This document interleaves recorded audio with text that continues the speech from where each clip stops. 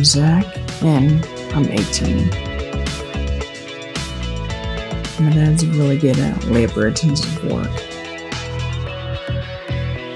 My family has assisted living place, and so he has to guard the gate.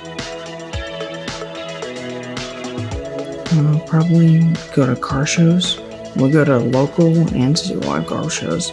So what got me into cars is basically when I was little, I was super into Hot Wheels. My dad, he still had his truck, and that's basically what got me into cars. That I love him. He means the world to me.